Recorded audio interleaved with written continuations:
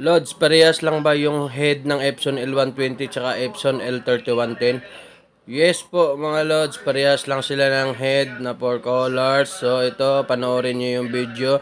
Bali yung head ng L120, lilipat namin sa Epson L3110.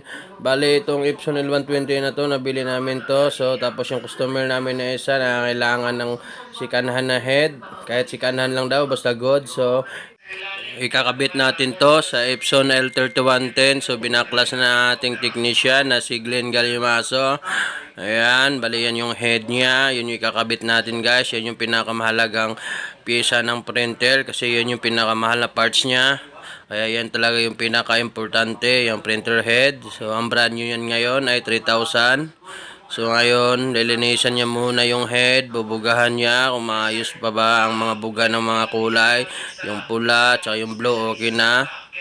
Tapos yellow, yan, maayos yung buga ng yellow.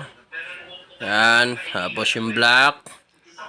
Yan, pang last, yung buga ng black, 1 inches yan. So okay na, goods na goods. So, napakaswerte ng customer nito. Yan yung gamit namin na solusyon, Kuyi. Ayan, so ito yung pagpakabitan natin, Epson L3110. Ayan. So ito ay 3-in-1, meron siyang scanner, meron siyang Xerox, tsaka print. A4 size lang siya guys.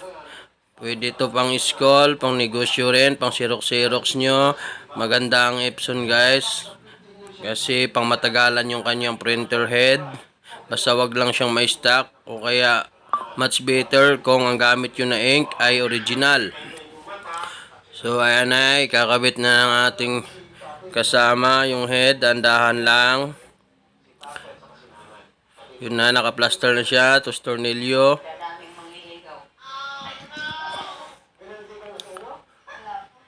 Tornilyo.